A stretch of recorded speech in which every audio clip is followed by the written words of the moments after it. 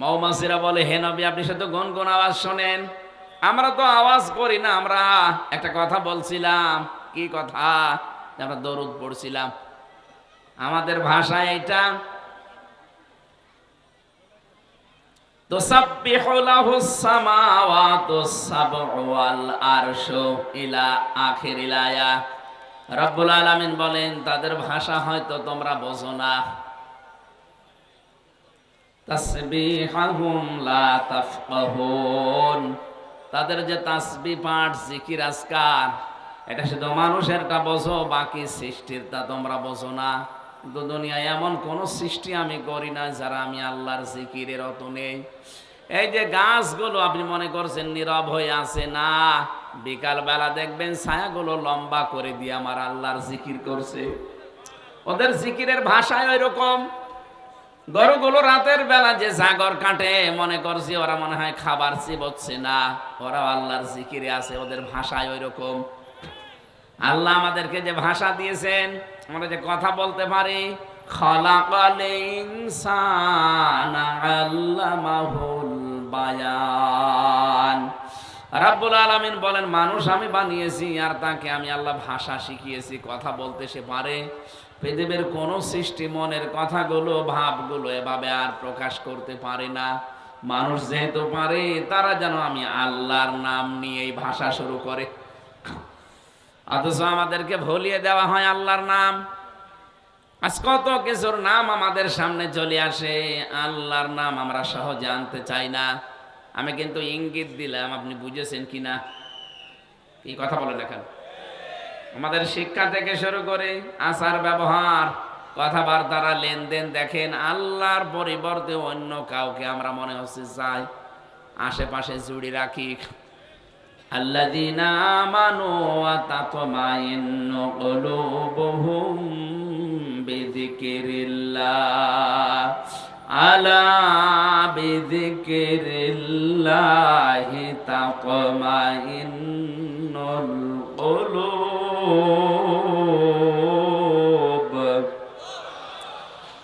আল্লাহ তাআলা বলেন, যারা ঈমান এনেছে এই মানুষগুলোর কাছে আমি আল্লাহর জিকিরে শান্তি আসবে, প্রশান্তি পাবে তারা। মানুষের অন্তর শান্ত করার জন্য একটা নাম আছে পৃথিবীতে, বলেন তো নাম কি? আরো জোরে বলেন। কোন সময় যখন একেবারে কিছু আপনার হাতে নেই, চিন্তা পেরেশানিতে একেবারে দুনিয়া শেষ হয়ে যাচ্ছে, একটু লম্বা করে সেজদা দিয়ে মনের গভীর থেকে শব্দটা উচ্চারণ করে দেখবেন, অটোমেটিক আল্লাহ যেন অজানা সুখ, অনির্বচন সুখ আপনাকে আল্লাহ দান করবে। কয় মিনিট সেজদা দিয়েছেন জীবনে? হয়তো 1-1.5 মিনিট, 2 মিনিট আপনি উঠে পড়েন, এটা লম্বা সেজদা দিয়ে দেখেন তো আধা ঘন্টা, 1 ঘন্টা পরিমাণে আপনি দেখবেন এটা অনির্বচন সুখ পাবেন, যদি আপনার অন্তর পরিষ্কার থাকে। নবীজি ডাক দিয়ে বললেন, মৌমাছিরা দরুদ পড়ছিল, এটা তোমাদের ভাষা। কি কি কারণে দরুদ পড়ছিল? এই সময় আমাদের ডিস্টার্ব হচ্ছে, এত আওয়াজ দাও। বারবার বলছিলাম যে আমাদের ডিস্টার্ব হচ্ছে, তুমি আমাদের ভাষা তো তোমরা বোঝো না, কিসের দরুদ বলো দেখি। এই কঠিন মুহূর্তে তোমাদের দরুদের দরকার কি ছিল? মৌমাছিরা জবাব দিচ্ছে, হে রাসূল, তামাম পৃথিবীতে আমরা বিচরণ করি, যেখানে মধু পাই বিভিন্ন ফলে ফুলে মধুগুলো নিয়ে আসি, কিন্তু আমরা জানি যত জায়গায় আমরা মধু পাই না কেন, পৃথিবীর কোন ফুল ফলে এই মধু নেই যে মুখ দিলে মধুটা 100 ভাগ পরিপূর্ণ হয়ে যাবে না। সর্বোচ্চ 10% মধু থাকে বিভিন্ন ফুলে ফলে। এটাকে 100 ভাগ করার জন্যে আমরা নিজের বাসা থেকে অনেক দূর পর্যন্ত চলে যাই। যারা আমরা কাজ করে খাই তাদেরকে শ্রমিক বলা হয়। যিনি ওই চাকের ভেতরে একেবারে মেন দায়িত্বে আছে তার নাম রানী। এরপরে যিনি রানীর কথাবার্তার মতো আমাদের কাছে খবর পৌঁছায় তার নাম পিউপা। এরপরে যিনি দায়িত্বে আছেন গেটে দারোয়ানের, তার নাম গার্ড। এই যত এলাকা থেকে মধু সংগ্রহ করে আমরা যাই চাকে, চাকে যাবার পরেই সর্বপ্রথম আমরা গার্ডের কাছে ওইটা দেখাই। গার্ড ওইটা নেওয়ার পরে পিউপার কাছে দেয়। পিউপা ওটা পরীক্ষা করার জন্য তার এই বাসার ভেতরে আধুনিক যন্ত্রগুলো আছে। আপনারা হয়তো শুধু চাক দেখেন। সূরা নাহাল নামে, মৌমাছি নামে আল্লাহ একটা সূরা নাজিল করেছেন, ওর ব্যাখ্যা এগুলো লেখা আছে। ছোট্ট ছোট্ট ওই ঘরের ভেতরে এত যন্ত্রপাতি আছে, সারা পৃথিবীর যেখান থেকেই মুখে করে মধু নিয়ে যাক, সঙ্গে সঙ্গে মধুটা আগে ওই পিউপার কাছে দেওয়া হয়। গাঁট নিয়ে পিউপার কাছে দিয়ে পরীক্ষা নিরীক্ষা করে যদি দেখে যে যে দিয়ে গেল তার শরীরের কোনো জায়গায় নাপাক লেগে আছে, সঙ্গে সঙ্গে ওকে ধরে পানিশমেন্ট দেবে। রানীর কাছে ডাক দিয়ে বলবে, রানী, আপনার এই শ্রমিক হয়তো কাজ করতে গিয়ে মধু সংগ্রহ করতে গিয়ে নিয়ে এসেছে মধু, এই যে আমি পরীক্ষা করে মাত্র 10 ভাগ মধু পেয়েছি, কিন্তু আশ্চর্যের বিষয় এর শরীরের কোন জায়গায় একটু নাপাক লেগে আছে। হ্যাঁ, এখানে শিক্ষা আছে। মৌমাছি ডাক দিয়ে বলছে, যেগুলো মানে শ্রমিক যেগুলো কাজ করে খায় তারা, যে আমরা নিয়ে এসেছিলাম হয়তো এখান থেকে 20 কিলোমিটার দূর থেকে, এমন একটা জায়গায় আমরা বসেছিলাম যে জায়গায় নাপাক ছিল, আমরা টের পাইনি। পিউপা যদি পরীক্ষা করে দেখে যে এর ভেতরে নাপাক ছিল, সঙ্গে সঙ্গে রানীর কাছে পৌঁছিয়ে দেয়। রানী আদেশ দিয়ে দেয়, ওর আর বেঁচে থাকা আর কোনো অধিকার নেই, ওকে মেরে ফেলো। ওই সময় তাকে চাকের ভেতরে মেরে ফেলা হয়। তাফসিরে মুফাসসিরিনে কেরাম লিখেছেন কেন, জবাব দিয়েছেন তারা নিজেরাই। প্রথম কারণে মধুটা তামাম পৃথিবীতে বান্দা বান্দীদের জন্য আল্লাহ শেফা হিসাবে দিয়েছেন। সুম্মা কুলি মিন কুল্লিস সামারাত, আল্লাহ পাক বলেন যত ফল মাকড় আছে, ফল ফুল আছে, এখান থেকে এরা খেয়ে খেয়ে এগুলো নিয়ে আসে। শিফাউল লিন্নাস, মানুষের এগুলো রোগ মুক্তির কারণ হিসাবে আল্লাহ ব্যবহার করেন। যেহেতু মানুষের এই মুখটাকে আমার আল্লাহ জন্মের শুরু থেকে, একেবারে জন্মের শুরু থেকে মায়ের পেট থেকে বের করা পর্যন্ত মুখটাকে পবিত্র রেখে দিয়েছিলেন, নাপাক করেন নাই। এই এদিকে তাকান, জন্মের শুরু থেকে একেবারে সেই বীর্য, ওখান থেকে আপনাকে মায়ের পেট থেকে আল্লাহ যখন বের করে দিয়েছে, এর আগ পর্যন্ত আপনার মুখে কোনো নাপাক আল্লাহ লাগতে দেয়নি। কথা বলে না কেন? বিজ্ঞান প্রমাণ করেছে যদি ক্ষুধা লাগে, সঙ্গে সঙ্গে মায়ের রক্ত আল্লাহ বন্ধ করে দেয় মাসিক। এই নাভির সাথে নাভির তার জুড়ে দিয়ে নাপাক রক্ত পেট দিয়ে নাভি দিয়ে খাওয়ায়, তারপরও মুখে লাগায় না। আল্লাহ বোঝাতে চেয়েছে, বান্দা মুখটা পবিত্র রেখে দিলাম এই কারণে, দুনিয়ায় যেন কোনো নাপাক জিনিসে মুখ দিয়ে দিবা না। বলেন তো শুধু পায়খানা এটাই নাপাক? বলেন, হারাম সম্পদ উপার্জন করে ওটা দিয়ে ইলিশ মাছ কিনে খেলে ওইটাও পায়খানার মতো নাপাক। এদেশে তো এরকম মানুষ নেই। ও মনে করছে আমি ইলিশ মাছ খেলাম, অথচ ওটা এতিমের টাকা আত্মসাৎ করা। সম্মানিতা মা বোন যারা এসেছেন, আপনাদের মাঝখানে আমি 1 মিনিট কথা বলছি, আপনার শক্ত হবেন আজকে থেকে। যার স্বামী, যার বাবা, যার গার্জিয়ান বৈধ বাদ দিয়ে অবৈধ কোনো ইনকামে পা বাড়াবে, আপনি তাকে শক্ত করে ধরে শিক্ষা দেবেন, বলবেন দেখো তোমার যতটুকু ইনকাম আছে তুমি নিজেও দোয়া করো আমাদের জন্য, আমরাও করেছি, এতটুকু নিয়ে আমরা যেন সন্তুষ্ট থাকতে পারি। তাই বলে তুমি হারাম ইনকাম করে 10,000 টাকা তোমার বেতন, প্রতি মাসে 50,000 টাকা তুমি নিয়ে আসো। কোথা থেকে নিয়ে আসো আমরা জানি না, যেখান থেকে এই টাকা নিয়ে আসো না কেন, তোমার হারাম ইনকাম দিয়ে তৃপ্তি সহকারে যদি খাবার পর পেটে সন্তান আসে, ওই সন্তান আমি 10 মাস 10 দিন পেটে ধারণ করার পরে দুনিয়ার মুখ দেখাবো। তুমি কি জানো একটা সন্তান পৃথিবীতে আনতে কত কষ্ট মায়ের সহ্য করা লাগে? বিজ্ঞান জানিয়েছে মায়ের কষ্ট হয় সন্তান পেট থেকে বের করার সময় 57 ইউনিট। পৃথিবীতে যত বিষয় পাবেন প্রতিটি বিষয় পরিমাপ করার জন্য একটা যন্ত্র পাবেন। এই যে স্টেজটাকে যদি বলে এটা মেপে দেন, এটা মাপ দেওয়ার যন্ত্র আছে না? বলেন, এটা মাপতে হলে ফিতা লাগে, গজ লাগে। কি এই যে এই জমিনটা কেউ যদি মাপতে বলে, এই জমিটা আমি বেদেন, এর জন্য চেন আছে, ফিতা আছে। এখন যদি বলেন এই যে এইটা আপনি দাড়ি পাল্লায় তুলে দেন, মাপতে পারবেন? পৃথিবীর প্রতিটি জিনিস পরিমাপ করার যেহেতু যন্ত্র আছে, বিজ্ঞান মানুষের কষ্ট পরিমাপ করার জন্য একটা যন্ত্র বের করেছে, তার নাম, ওটা ইউনিট দিয়ে মাপা হয়। আমরা যারা পুরুষ মানুষ দুনিয়ায় আছি, যত শক্তিশালী পুরুষ হন না কেন, যত শক্তিশালী পুরুষ হয় পৃথিবীতে, সর্বোচ্চ 45 ইউনিটের বেশি কষ্ট সহ্য করতে পারবেন না। 45 ইউনিটের পরে আপনি মরে যাবেন যদি কষ্ট দেওয়া হয়। কিন্তু বিজ্ঞান বলছে একটা মা তার সন্তানকে দুনিয়ার মুখ দেখাতে গিয়ে যদি নরমালে ডেলিভারি করতে চায়, 57 ইউনিট কষ্ট সহ্য করা লাগে। সম্মানিত মা বোনের, আপনি শক্ত হয়ে বলবেন, দেখো এত কষ্ট করে 10 মাস 10 দিন তোলার বস্তার মতো আমি এর বহন করব পেটে।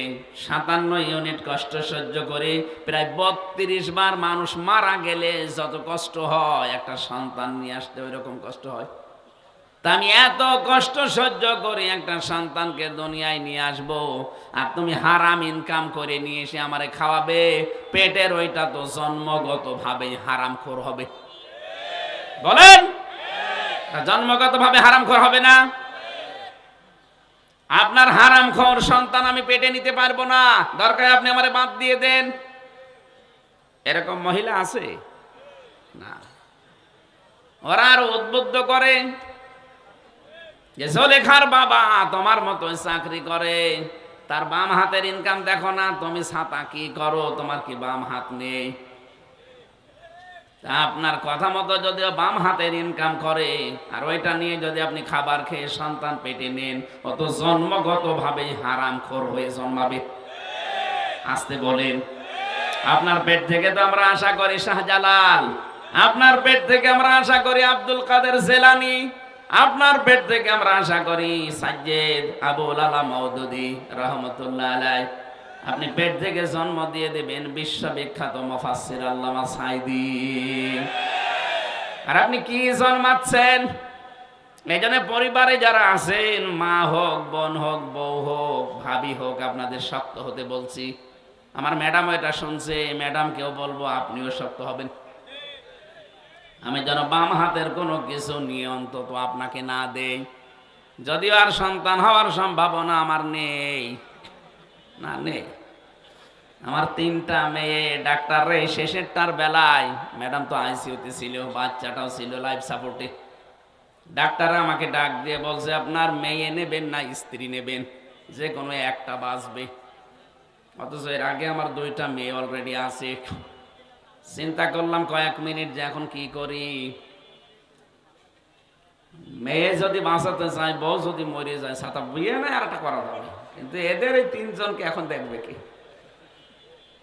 কয়েক মিনিট বললাম ঠিক আছে ডাক্তার সাহেব, ভেতরেও তো চলছিল অপারেশন, ঠিক আছে কয়েক মিনিট সময় দিন। ভেবে চিনতে বললাম না, আপনার 2টায় বাঁচানো লাগবে। ওনারা শেষ পর্যন্ত আমারে বলছে 2টা বাঁচাতে পারি, কিন্তু সামনে আর কোনোদিন আপনার সন্তান হবে না, ওটা কেটে ফেলে দেওয়া লাগবে। দেন, আমার 3 মেয়ে যথেষ্ট, আর লাগবে না। এখন শুধু যা করব কামাই, সব খাবে জামাই। এই জন্যে কামাই মামার প্রতি আমার আর কোনো নেই। কি করবো করি, লোকের ছেলে খাবে সব, সাথে আমি আর কয়দিন, যে কয়দিন বাঁচবো কামাই জামাই করে খেয়ে যাব, লোকের ছেলে পায় পাক না পায় না। বলেন তো, আমি এই মানুষের জন্যে যা করব কামাই, সব খাবে জামাই, ওদের জন্য করি, আমার আখেরাত নষ্ট করার কোনো দরকার আছে? আমি আমার 3 পুরুষের পরে সত্যি কথা বলছি, কিন্তু আমি চিনি না। আমার বাবা রিয়াজউদ্দিন, তার বাবা জাহান আলী, তার বাবা নমাজ আলী, এরপরে আমার আর জানা নেই। আমি চিনিও না, তাদের নামও জানি না।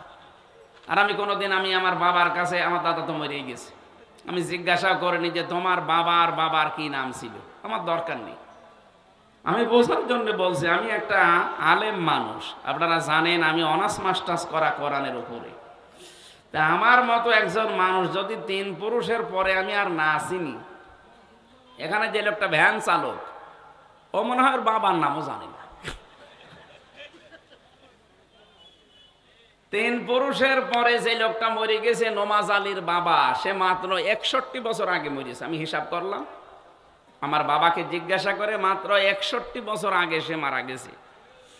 সেই লোকটা এখন যদি এসে কুষ্টিয়াতে বলে যে এই 2 তলা বাড়ি আমার, এই ভিটা আমি বানিয়েছিলাম, ওর দাঁত মুখ সব খুলে ফেলবো না? যে ভণ্ডামি করেন আপনি, কিসের নমাজ আলীর বাপ আপনি? আমি তো নমাজ আলীকেই চিনি না। কথা বলে না কেন? তো দেখেন, মাত্র 3 পুরুষের পরে যদি উনি এখন ফিরে আসে, ওনাকে জীবনে আমি দেখিনি, আমার বাবা মনে হয় দেখেছি, এখন ওনাকে আমি দেখিনি, উনিও আমাকে দেখিনি। উনি এখন নিজে অসুস্থ, এই ভিটা কিন্তু ওনারই, কুষ্টিয়ার যে ভিটা, এই ভিটা ওনার না? এক কথা বলেন না কেন? এইটার জন্য উনি ডান হাত বাম হাত দেখেনি, কত কষ্ট স্বীকার করে বিশাল সাম্রাজ্য বানিয়ে রেখে গেল। অথচ এখন সেই লোকটা মাত্র 61 বছর পরে এসে তার নিজের বাড়িতে আর উঠতে পারবে না। হয়তো এখন যদি থাকতেও দেই, বলবো মসজিদে যে থাকেন, সকালবেলা ফোটেন। এই হচ্ছে দুনিয়াতে। এদের জন্য আমার বিশাল আখেরাত আমি নষ্ট করব, এটা আমার জন্য বললাম। নারী হোক আর পুরুষ হোক, প্রত্যেকের জন্যে সম্মানিত মা বোনেরা, আপনি শক্ত হবেন, বলবেন যে না, কোনো হারামখোর আমি পেটে নিয়ে ঘুরতে পারবো না। জন্মগত ভাবে হারামখোর হবে, ওর কাছে আমি সামনে কি আশা করব? সুতরাং যদি এগুলো বন্ধ না করো, আমারে বাদ দিয়ে দাও, আমি অন্য জায়গায় সংসার করব। কথা বলেন না কেন?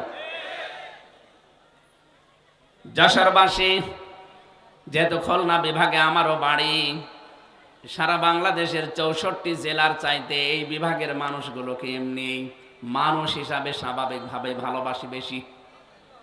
সেই হিসাবে বড় দরদ নিয়ে বলছি, মা বোনদেরকেও, আপনি আমার হয়তো মা হবেন, বোন হবেন, ভাবি হবেন, ফুফু হবেন, এরকমই কিছু হবেন। বউ তো আর বলা যাচ্ছে না, বউ যা আছে ওই একটাই শেষ।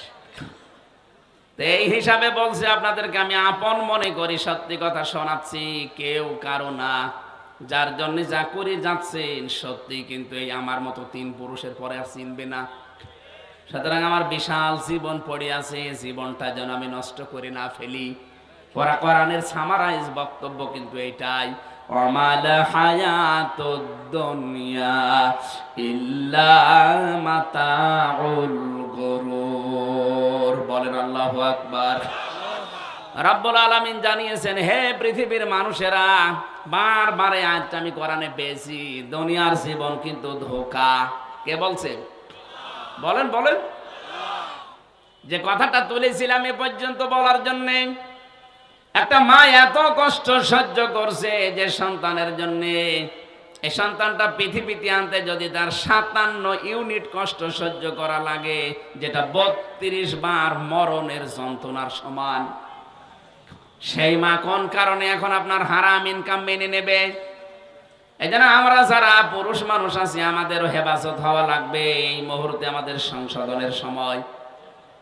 সম্মানিত ভাইরা, সম্মানিত মা বোনেরা, মৌমাছিটা কিন্তু এই কথাই জানাতে চেয়েছে যে আমরা যদি কোনো নাপাক জিনিস মুখে করে নিয়ে আসি, অবশ্যই আমরা মুখে নাপাক জিনিস নিয়ে আসি না, মুখে নিয়ে আসি আমাদের মধু, আর পায়ের সাথে থাকে আমাদের হয়তো কোনো নাপাক জায়গায় যদি বসে যায়, সঙ্গে সঙ্গে রানীর অর্ডার মতো আমাদেরকে আর বাঁচতে দেয় না।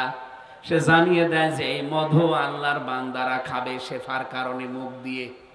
মানুষকে দিয়ে খায়, বলেন বলেন। তাদের শেফার কারণে আল্লাহ মুখ দিয়ে খাওয়ানোর ব্যবস্থা করেছে। এই মধু আমাদের মাধ্যমে এটা উপার্জন হয়, ব্যবস্থা হয়। আর তুই নাপাক জায়গায় বসলি কোন কারণে? ধরার বেঁচে থাকার কোনো অধিকার নেই, তখন তাকে মেরে ফেলে। তখন মৌমাছিরা নবীজি গান জানিয়েছিল, হে রাসূল, আপনাকে আমি আশ্চর্য একটা কথা শোনাই। আমরা যে গুনগুন করছিলাম, কেন জানেন? এই মনে আছে আপনাদের কেন গুনগুন করছিলাম আপনারা জানেন? কারণ যত জায়গা থেকে আমরা মধু নিয়ে আসি পৃথিবীতে, মাত্র 10 ভাগের বেশি মধু আমরা পাই না। কিন্তু 100 ভাগ না হলে ওই পেউপা ওই গার্ডের মাধ্যমে নেবেও না, চাকে রাখতেও দেবে না, সারা জীবন মুখে করে বহন করা লাগবে। নবীজি বললেন, তাহলে করো কি এগুলো? মৌমাছিরা ওই সময় জবাব দিয়েছে, হে রাসূল, আমরা এই 10 ভাগ মধু দুনিয়ার যেখান থেকে নিয়ে আসি না কেন, আসার পরেই নিজের চাকের সামনে দাঁড়িয়ে এই মধুটা মুখে নিয়ে তো আপনার নামে 10 বার দরুদ পড়ি, 10 বার আপনার নামে সাল্লাল্লাহু আলাইহি ওয়াসাল্লাম, সাল্লাল্লাহু আলাইহি ওয়াসাল্লাম। এটা আমাদের ভাষা, কিন্তু ওদের ভাষা হয়তো আলাদা, যেটা আমরা বুঝি না। এই যে ঘাসের ভাষা বুঝলাম না, গাছের ভাষা কি? তারাও জিকির করছে কিন্তু লম্বা করে ছায়া দিয়ে। গরু জিকির করছে জাগর কেটে। পৃথিবীতে এমন কোন জীব নেই, এমন কোন প্রাণী নেই যার ভেতরে আল্লাহর জিকির নেই। আর যতক্ষণ শুকিয়ে না যায়, যদি শুকিয়ে যায় তখন জিকির বন্ধ করে দেয়। এই জন্য কাঁচা পাতা বিনা কারণে ছিঁড়বেন না। যতক্ষণ কাঁচা আছে ততক্ষণ জিকির করে, কাঁচা পাতা ছিঁড়ে ফেললে জিকির বন্ধ হয়ে যায়। মৌমাছিরা বলছে ওই সময় আমরা 10 বার দরুদ পড়তে পড়তে 10 ভাগ মধু মহান আল্লাহ 100 ভাগ করে দেয়। তখন আমরা এটা চাকে রাখার অনুমতি পাই। যশোরবাসী এই ঘটনা তাফসীর থেকে কয়েক মিনিটে শোনালাম এই কারণে, যেই নবীর উপর মধু মৌমাছি 10 ভাগ মধু নিয়ে দরুদ পড়লে 100 ভাগ আল্লাহ বানিয়ে দিতে পারে। আমরা যদি এ নবীর আদর্শ একেবারে জন্ম থেকে মরণ পর্যন্ত সব বাদ দিয়ে মেনে নিতে পারি, এই দেশে 100 ভাগ আল্লাহর শান্তি কায়েম হবে ইনশাআল্লাহ। আজকের আমার তেলাওয়াতকৃত আয়াতের সাবজেক্ট হচ্ছে আমাদের নবী ইব্রাহিম আলাইহিস সালাম, যিনি জাতির পিতা। তাকে আল্লাহ জীবনে 50টা পরীক্ষা করেছিলেন। আমি এই জন্যে শোনাচ্ছি কারণ আমরা ইব্রাহিমের সন্তান। কথা বলেন না কেন?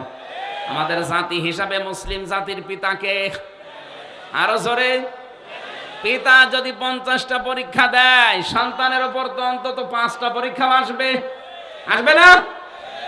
50টা পরীক্ষা তিনি দিয়েছিলেন। সূরা বাকারা 124 নম্বর আয়াতে আল্লাহ দলিল দিচ্ছেন, ওয়াইযিবতালা ইব্রাহিমা রাব্বুহু বিকালিমাতিন ফাআতাম্মাহুন্না। স্মরণ করো হে নবী, আপনি ওই সময়ের কথা যখন আমার নবী ইব্রাহিমকে আমি কয়েকটা কালেমার দ্বারা পরীক্ষা করেছিলাম। এখানে কালেমা মানে কয়েকটা বিষয়। যতগুলো বিষয় পরীক্ষা তাকে করেছি, আমার ইব্রাহিম প্রতিটি পরীক্ষায় পাশ করেছে। জোরে বলেন আল্লাহু আকবার। আমরা এমন বাবার সন্তান যে বাবার সন্তানদের জীবনে কোনো ফেল নেই। কথা বলে না কেন? সুতরাং সামনে যত কঠিন পরিস্থিতি আসুক, ইব্রাহিমকে যারা জাতির পিতা মেনে নিয়েছেন, দুনিয়ায় একদিকে চলে যাবে যেন ফেল না হয়। সেই সময় কিন্তু সামনে আসতে পারে। এই কথা বলেন। উনি 50টা পরীক্ষা দিলেন, আমাদের 10টাও যদি না হয় তো কেমন সন্তান আমরা? আল্লাহ পাক বলেন, ক্বালা ইন্নী জাইলুকা লিন-নাসি ইমামা। হযরত ইব্রাহিম যখন প্রতিটি পরীক্ষায় পাশ করেছে, আমি আল্লাহ খুশি হয়ে তাকে জাতির ইমাম বানিয়ে দিলাম। এখানে জাতি মানে শুধু মুসলমান না, লিন-নাসি ইমামা, মানুষ পদবাচ্চে যারা বিবেচিত সবার জন্য আমি আল্লাহ তাকে নেতা বানিয়ে দিলাম। হযরত ইব্রাহিম ওই সময় প্রশ্ন করে, এই রাজনীতির গন্ধ না খুঁজে আপনি কোরআন থেকে মিলান। ওই সময় হযরত ইব্রাহিম প্রশ্ন করেছিলেন, ক্বালা ওয়া মিন যুররিয়াতি। হে আল্লাহ, এই যে নেতৃত্ব দেওয়া, রাজনীতি করা, এটা কি শুধু আমি একাই পেলাম, নাকি আমার উম্মত যারা হবে, আমার সন্তানাদি যারা দুনিয়ায় আসবে কিয়ামত পর্যন্ত, তারাও কি এই দায়িত্ব নিতে পারবে? আল্লাহ পরের শব্দে সাফ জবাব দিয়েছেন, ক্বালা লা ইয়ানালু আহদিজ জালিমিন। ইয়ানালু এটা মোজারে, বর্তমান ভবিষ্যৎ, প্রেজেন্ট ফিউচার। আল্লাহ বলেন, ইব্রাহিম সাফ কথা, আমার তোমার সন্তান আদি কিয়ামত পর্যন্ত যারা আসবে দুনিয়ায়, তারাও নেতৃত্ব দিতে পারবে, তারা নেতা হতে পারবে, তারা জনগণের উপরে দায়িত্বশীল হতে পারবে, কিন্তু যারা জালেম তাদের জন্য আমার কোনো অঙ্গীকার নেই। এই আয়াত দিয়ে প্রমাণ হয়, আমি যত তাফসীর পড়েছি সব মুফাসসির বলেছেন জালেমদের জন্য রাজনীতি করা হারাম। অথচ বড় বড় জালেম ছিল রাজনীতিবিদ এই দেশে। বলেন, যে যত বেশি জনগণের উপরে জুলুম করেছে সে তত বড় দায়িত্ব পেয়েছে। আগামীতে এইটা আর হবে না। কে কথা বলেন না কেন? আগামীতে এই সুযোগ আর পাবেন না। আমেরিকার সিস্টেমে নির্বাচন হচ্ছে বাংলাদেশের সামনে। যে যতটুকু সংখ্যা গরিষ্ঠতা পাবে সে সংসদে অতটুকু কথা বলতে পারবে। তখন একা একা আর মস্তানি করার সব আপনার মিটে যাবে। আমেরিকার কিন্তু সিস্টেম এইটা। আমি বিশ্বের বহু দেশে ছোট বয়সে গিয়েছি, সিঙ্গাপুর, মালয়েশিয়া, থাইল্যান্ড, ইন্দোনেশিয়া, এরপরে মালদ্বীপ, বাহরাইন, সৌদি আরব, ভারত, যতগুলো রাষ্ট্র ঘুরলাম, এই দেশের মতো এত নোংরা রাজনীতি আমি পাইনি। কত দিন দিন সেখানে থাকতাম, 1 মাস, 1.5 মাস, 2 মাস করে ঘুরে আসতাম। কই এত নোংরা রাজনীতি তো ওই সমস্ত দেশে আমি পেলাম না। আমাদের দেশটাও মডেল হয়ে দাঁড়াবে। আমেরিকায় যেটা চলছে ওটা আমার মনে হয় সামনে চলে আসতেছে। এখন দেখছেন না, এদেশের সবাই কিন্তু বাইরে। হাসিনা দিল্লিতে, কথা বলছেন না কেন? খালেদা কানাডায়, জামাতের আমির আছে কুয়েতে, কাতারে। এদেশের যারা হাল ধরবে একটাও নেই। ওনারা কি অনেকে মনে করছে চিকিৎসার জন্য গেছে, একজন গেছে পালিয়ে, আর একজন গেছে কি কাজে। না, সব কাজে গেছে, সবগুলোই কাজে আছে, এক একটা নাম নিয়ে গেছে। বাস্তবতা হয়তো আপনারা জানেন না, ভেতরের খবর আমি গোয়েন্দাদের সাথে খবর রাখি। আমি দেখেছি সর্বোচ্চ দায়িত্বে যারা আছে দেশের গোয়েন্দা, ওনারা সেদিন বলছিল যে হামজা ভাই, আমরা শুধু আগস্টের 5 তারিখের পর থেকে দেখতেছি যে কে কে কাজ কেমন কি করে। যেহেতু সামনে আমেরিকার মতো ওই সিস্টেমে যদি নির্বাচন হয়, তাহলে যে যত বেশি সংখ্যাগরিষ্ঠতা পাবে, সিট পাবে, সে সংসদে ওই রকম ভূমিকা রাখতে পারবে। তো সেই হিসাবে আমরা দেখতেছি এই দেশে মানুষের আচরণ কারটা কেমন। অনেকেই কিন্তু 5 তারিখের পর থেকে বাবা শাহজালাল সব হালাল বলে লেগে পড়িস। সেদিন শুনলাম নারায়ণগঞ্জের বন্দরে রাত 12:30টার পরে উনি চাঁদা চাইতে গেছে, পরের দিন পুলিশে ধরেছে। বলছে আমি 12:30টার পরে রাত্রে গেলাম, আপনারা টের পেলেন কি করি? আরে বেটা, এই যে গত পরশুদিন জামালপুরে গরু চুরি করে ভড়ি ভোজ করিস।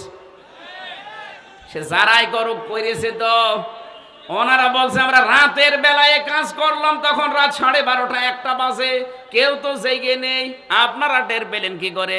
আমি একটা গোপন কথা ফাঁস করে দিচ্ছি। যেহেতু আমি ছিলাম নিচে, আমি দেখেছি রিমান্ডে আমি 10 দিন মাটির নিচে ছিলাম। আমি ফাঁসির কন্ডেম সেলের ভেতরে 3 বছর একাধারে যোগাযোগ বিচ্ছিন্ন ছিলাম। আমি অনেক কিছু জানি, আপনাদের সতর্ক করছি। আপনি মনে করছেন যে রাত 12:30 1টায় গেলাম, কেউ তো জানার কথা না। কে বলেছে আপনি জানেন? ওদের কাছে কি মেশিন আছে আপনি জানেন? আপনি পায়খানায় বসে বসে কি করছেন তা ওরা দেখতে পায়।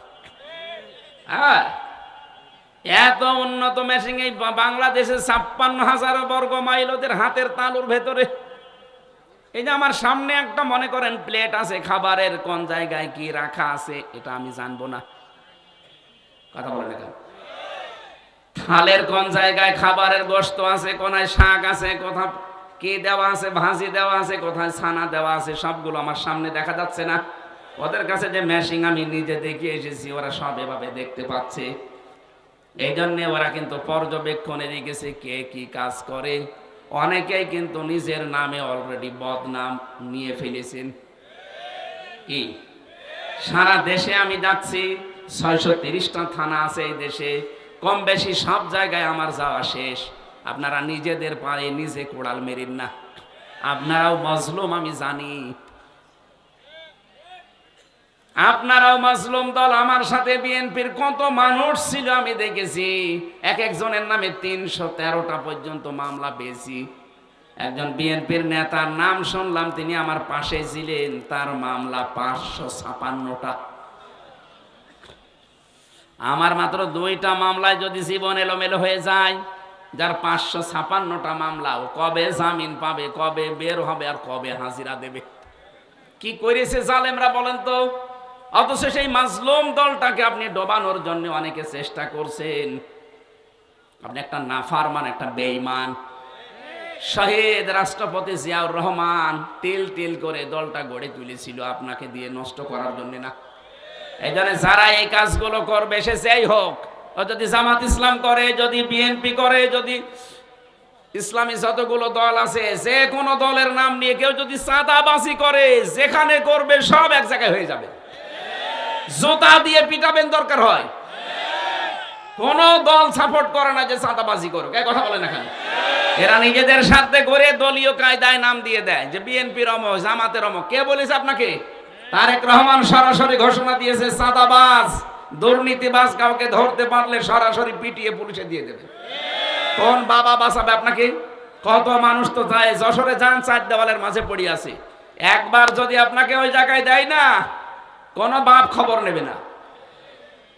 এই যে পাশের জেলা খুলনা, বিশ্বজিৎকে যারা হত্যা করেছিল, ওর একটা ছেলে আমার সাথে ছিল, শাওন। ও মার্ডার মামলার আসামি, এই হিসাবে ওর ফাঁসির রায় ছিল। এখন যাবজ্জীবন দিয়েছে, 30 বছর জেল খাটবে। মাঝে মাঝে আমার ওই কন্ডেম ছেলে এসে বলতো, ভাই ভুল করে ফেলেছি। ছেলেটা আমারে বারবার বলছিল যে কিসের জামাত, কিসের শিবির, আমি তো মুসলমানই না। আপনি যদি বিশ্বাস না করেন আমার জিনিসপত্র দেখেন। তারপরও আমরা মানি না, ওকে কোপের ওপরে কোপ দিয়ে শেষ করে দিয়েছি।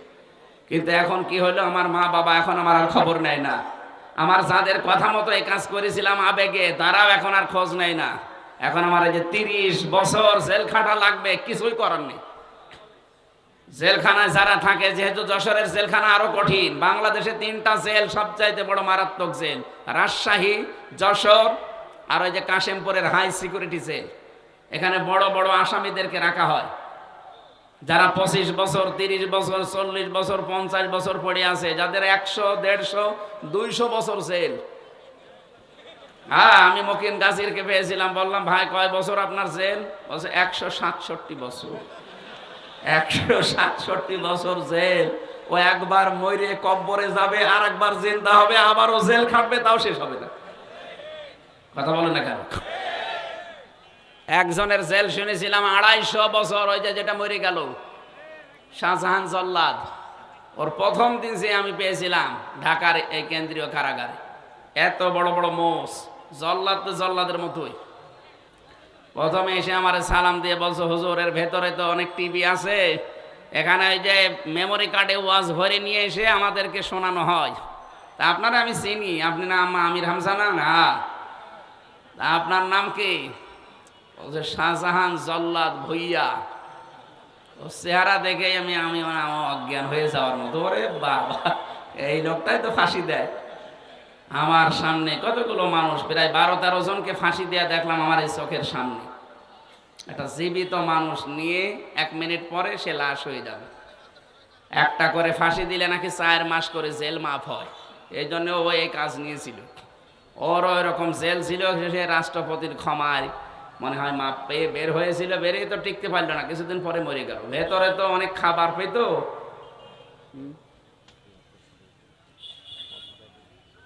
বুঝি না? ও, এখনই শেষ করে যাবো মানে? আমার তো এখনো শুরু হচ্ছে।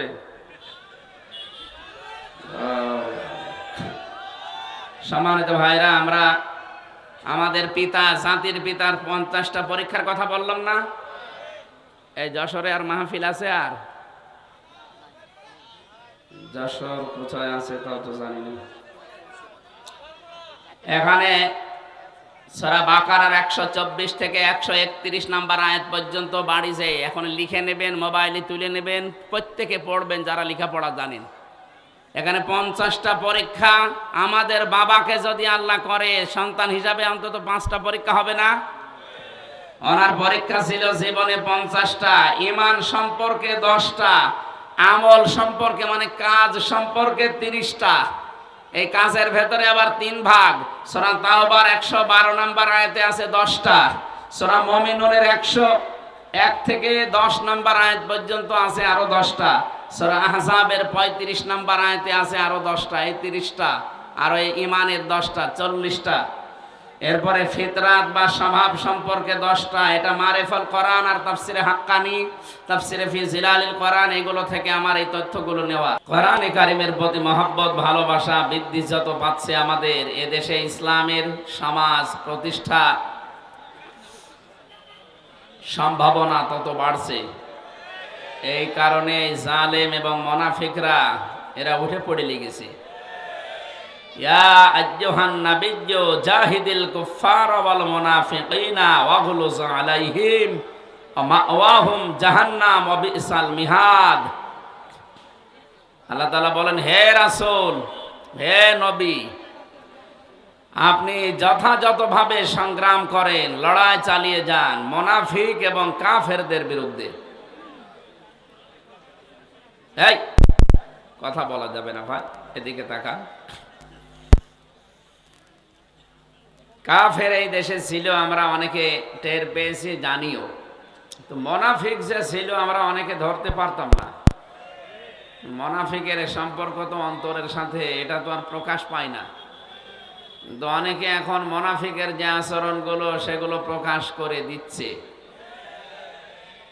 নবীজি জানিয়েছেন, মুনাফিকের জার পাওয়া যাবে ওই লোকটার ভেতরে যে কথা বললেই মিথ্যা কথা বলে,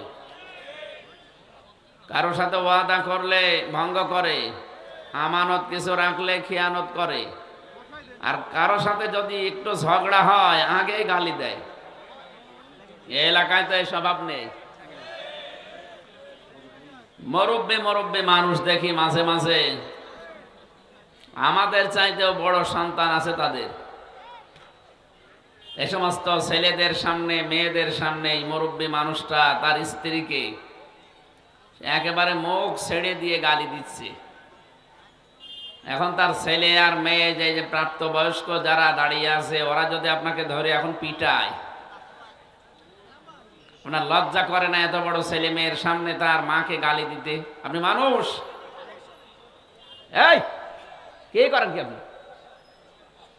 বললাম যে কথা বলা যাবে না। দাঁড়িয়ে আছেন, বসে আছেন, যেভাবে আছেন থাকেন, কথা বলবেন না। একেবারে নিস্তব্ধ হয়ে যান, বসেন। এখানে জায়গা কত পড়ে আছে, ওখানে দাঁড়িয়ে আছেন কেন? এখানে বসা যাচ্ছে না? এখানে তো 20-30 জন বসা যায় নাকি ভেঙে যাবে?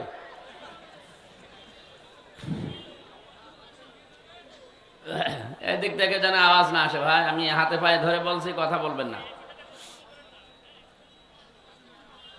স্ত্রীকে ছেলে মেয়ের সামনে গালি দেন কারা? হাত তোলেন তো। আমার মনে হয় এটা এখানে বলা ঠিক হইল না। এই এলাকায় এরকম মানুষ নেই, আলহামদুলিল্লাহ। মা বোনেরা পর্দার আড়ালে বসে আছে, তারা কিন্তু জানে আপনি গালি দেন কিনা। যদি দিয়ে থাকেন, মনে করবেন যে আপনার ভেতরে মুনাফিকের জার্ম আছে। এই জার্ম দূর করার জন্য এখনই সময়। কারণ মুনাফিক হয়ে যদি কেউ মারা যায়, ও জাহান্নামে যাবে, একেবারে নিচে যাবে। অন্তত অন্য কিছু হয়ে মারা গেলেও তো জাহান্নামে উপরে থাকতে পারতাম। এই জন্য আশা করছি আমাদের যার ভেতরে রোগ আছে, আল্লাহ যেন আমাদেরকে এক্ষুনি বাঁচার তৌফিক দেন। বলেন আমিন। এই জন্য এই একজন আজানের জবাব দিয়ে দেন তো, একজন দিয়ে দেন, আদায় হয়ে যাবে। অনেক মানুষ আমরা দেখতে পাচ্ছি এ দেশে কাফের, মুনাফিক যা নাম বলা হয়, দিন দিন কোরআনের প্রতি আকর্ষণ বাড়ছে, আর এদের শত্রুতাও বিভিন্ন কায়দায় রূপ নিচ্ছে। আল্লাহ পাক জানিয়েছেন, ইযা জাআ নাসরুল্লাহি ওয়াল ফাত ওয়া রাআইতান নাসা ইয়াদখুলুনা ফি দীনিল্লাহি আফওয়াজা। যখন আসবে আল্লাহর সাহায্য, তখন আপনি বিজয় দেখতে পাবেন। এই 54 বছর চলছে এই দেশটা স্বাধীন হওয়া, আল্লাহর সাহায্য আমরা পাইনি, এজন্য বিজয়ও দেখতে পাইনি। জুলুমের মাত্রা যখন একেবারে পরিপূর্ণ হয়ে গেছে, আল্লাহ তখন মনে হয় সাহায্য পাঠিয়েছে, আর আমরা বিজয়ও হালকা পাতলা দেখতে পেয়েছি। বিজয় যদি কোনো এলাকায় ইসলামের হয়, তার ভেতরে অন্যতম নিদর্শন এই, আপনি বুঝবেন যে এইটা পেলে বিজয় আসতেছে। ওয়ারাআইতান নাসা ইয়াদখুলুনা ফি দীনিল্লাহি আফওয়াজা, দলে দলে পালে পালে মানুষ ইসলামে প্রবেশ করবে। প্রশ্ন আসতে পারে, এতদিন ইসলামে ছিল না? আরে ভাই, নামে ছিল। 96% মুসলমান দেশে, আমরা অনেকে নামে আছি। কিসে আছি? নামে। ওই মুসলমানই দেওয়া আছে শুধু, অথবা আদমশুমারিতে আছে, ভোটার আইডি কার্ডে আছে, এই এতটুকু পর্যন্ত ছিল। কিন্তু ইসলাম বুঝে, ইসলাম বোঝার পরে মানুষ ইসলামে দলে দলে পালে পালে আসে, এই নিদর্শন এই 54 বছরে আমরা পাইনি। এখন যেটা দেখতে পাচ্ছি, আপনি আগস্টের 5 তারিখের আগের জরিপ দেখবেন, ইন্টারন্যাশনাল জরিপগুলো, সর্বোচ্চ 100 জনের 15 জন মানুষ চাইতো এ দেশে ইসলাম কায়েম হোক, কোরআনের বিধান চালু হোক। মাত্র 100 জনের 15 জন। অথচ এই 5 মাসের ব্যবধানে এই দেশে এখন 100 জনের 58 জন মানুষ চাচ্ছে দেশে কোরআনের বিধান কায়েম হোক। 5 মাসে কি বেড়েছে না কমেছে? কত বেড়েছে আপনি টের পাচ্ছেন? কোরআনের এই আয়াতটা যে 100% সত্য, এটা তার প্রমাণ। দিন যত যাবে আপনি দেখবেন দলে দলে মানুষ ইসলামে আসবে। আন্তর্জাতিক কিছু চাপ আছে, এগুলো যদি আমরা কাটিয়ে উঠতে পারি আমাদের ঈমান এবং আমলের উপরে ভিত্তি করে, আল্লাহর ওয়াদা, আল্লাহ এই দেশে ইসলাম কায়েম করে দেবে ইনশাআল্লাহ। ওয়াদাল্লাহুল্লাযীনা আমানু মিনকুম ওয়া আমিলুস সালিহাত লা ইস্তাখলিফান্নাহুম ফিল আরদ কামা ইস্তাখলাফাল্লাযীনা মিন ক্বাবলিহিম। আল্লাহ তাআলা বলেন, আমি ওয়াদা করলাম। বলেন তো ওয়াদা কার? এটা তো মিথ্যা হওয়ার সম্ভাবনা আছে। হ্যাঁ, আল্লাহ বলেন, ইন্নাল্লাহা লা ইউখলিফুল মিআদ, আমি যদি কোনো ওয়াদা করি কখনো ওটা ভঙ্গ করি না। সরাসরি ওয়াদা করছেন কে? আরো জোরে। আল্লাহ বলেন, আমি আল্লাহ নিজে, ওয়াদাল্লাহ, আমি নিজে ওয়াদা করছি। আল্লাযীনা আমানু মিনকুম, তোমাদের ভেতরে যারা ঈমান আনবে, ওয়া আমিলুস সালিহাত, আর এই দাবি অনুযায়ী যারা আমলে সালেহ নেক কাজ করবে। আমি এই যে আকিজ গ্রুপের মাহফিল ছিল কিছুদিন আগে, এখানে আমলে সালেহের প্রতি একটা ছোট্ট ব্যাখ্যা দিয়েছিলাম। আমলে সালেহ বলতে আমরা অনেকেই মনে করি নামাজ, রোজা, দান, সাদগা, দাড়ি রাখা, এগুলো আমলে সালেহ, ভালো কাজ। আরে ভাই, সালেহ শব্দের শাব্দিক অর্থ হচ্ছে যোগ্য। সালেহ মানে কি? এটা কিন্তু রেকর্ড হচ্ছে, সারা দুনিয়ায় যাবে কালকে। এখানে আমার সামনে মাত্র এই 10,000 মানুষ না, এখন 18 কোটি মানুষ আমার সামনে বসে আছে। যশোরের নাম হয়তো এই রূপদিয়া, যশোর হয়তো বাংলাদেশে চেনে, রূপদিয়া অনেকেই চেনে না। কিন্তু কোরআনে কারিমের অনুষ্ঠানের কারণে কালকে তামাম দুনিয়ায় জানবে যে যশোরে রূপদিয়া বলে একটা জায়গা আছে। আল্লাহর কোরআন যেমন প্রচারিত, রূপদিয়াও প্রচারিত হয়ে যাবে ইনশাআল্লাহ। কি বুঝলেন? সালেহ মানে শুধু নামাজ, রোজা, হজ আর যাকাত না, শুধু জিকির আজকার না, নামাজের পরে শুধু মিষ্টি খাওয়া, এটাই সালেহ না। সালেহ মানে যোগ্য। সালেহ মানে কি? যারা ঈমান আনার পরে যোগ্য হয়ে গড়ে উঠবে। আল্লাহ বলেন, আমি ওয়াদা করলাম তাদের সাথে, লা ইস্তাখলিফান্নাহুম ফিল আরদ।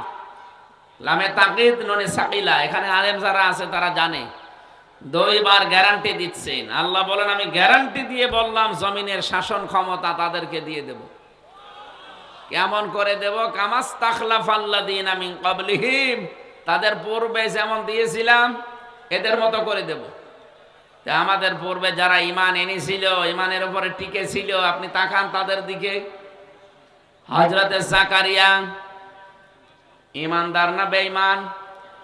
আরো জোরে বলেন। ঈমানের উপরে টিকে থাকতে গিয়ে তাকে ছিঁড়ে ফেলেছে, তারপরও তিনি ঈমান ত্যাগ করেননি। সুতরাং আমাদেরও যদি ওইরকম সামনে অবস্থা আসে, ঈমান আনার পরে যদি আমরা টিকে থাকতে পারি, মাস্ট বি আপনি আল্লাহর আয়াত বিশ্বাস করে নিতে পারেন, আল্লাহ জমিনের শাসন ক্ষমতা আমাদের দেবেন। কিন্তু আমাদের যোগ্য হওয়া লাগবে। যে জায়গাটা চালানোর জন্যে শিক্ষা দরকার এবং প্রশিক্ষণ দরকার। শিক্ষার প্রশিক্ষণ নিয়ে যদি আপনি সত্যি ওই জায়গা পর্যন্ত যেতে পারেন, মহান আল্লাহ অবশ্যই আপনাকে জমিনের কিছু দেখাবেন। 54 বছরে আমরা হয়তো শিক্ষা বিভিন্ন জায়গায় বিভিন্ন রকম পেয়েছি, কিন্তু প্রশিক্ষণ নিয়ে যোগ্যতা সম্পন্ন আমরা অনেকে হতে পারিনি, এই জন্য আল্লাহ জমিনের শাসন ক্ষমতা আমাদের দেয়নি। কথা বোঝা যাচ্ছে? আল্লাহর ওয়াদা সত্য হবে ওই সময় যখন আমাদের ইমানের দাবি অনুযায়ী আমরা যোগ্য হব। আল্লাহ প্রত্যেকটি জায়গায় দিক আর বিভাগে যেন যোগ্যতা সম্পন্ন মানুষকে আল্লাহ তৈরি করেন এবং এই জমিনের শাসন ক্ষমতা আল্লাহ ইমানদারদের হাতে যেন তুলে দেন। সামনে যেন আমরা দেখতে পাই যে রাষ্ট্রীয়ভাবে দেশে নামাজ চলছে, নামাজের ওয়াজ যেন করা না লাগে, রোজার ওয়াজ যেন করা না লাগে, জাকাতের ওয়াজ করা লাগবে না, মানুষ নিজে এসে জাকাত রাষ্ট্রের কাছে দিয়ে যাবে। কথা বলেন ঠিক কিনা? ওরকম একটা সমাজ আমরা চাই না। শান্তি শান্তি নিরাপত্তা নিয়ে মানুষ থাকবে। কয়েকদিন আগে আমিরে জামাত ডাক্তার শফিকুর রহমান হাফিজাহুল্লাহ উনি গিয়েছিলেন গাইবান্ধা। এক হিন্দু পুরোহিত ঠাকুর ওনার আগে বক্তব্য দিচ্ছিল, দেখলাম সে বলছে আমি একটা হিন্দু মানুষ, আমি ঠাকুর, কিন্তু আগস্টের 5 তারিখের পর থেকে আমরা এদেশে সবচাইতে বড় নিরাপদে আছি। আমরা আরো নিরাপদে থাকবো যদি এই দেশে আল্লাহর কোরআনের আইন চালু হয়। একটা হিন্দু মানুষ বুঝে ফেলেছে, কারণ 54 বছর শুধু এক্সেসে আল্লাহর আইন বাদ দিয়ে মানুষের তৈরি করা নিয়ম নীতি দিয়ে শান্তি তো দূরের কথা, শুধু অশান্তি দিনের পর দিন বাড়ে। কথা বলেন না কেন? সুতরাং আমরা ওনারা যদি দেখতে চাই হিন্দু হয়ে, আমরা মুসলিম যারা এটা দেখতে চাই না? এই কথা বলেন। চর্ম চোখে যেন দেখে যেতে পারি যে আল্লাহর কালাম দিয়ে 56,000 বর্গ মাইল চলছে। বলেন আমিন।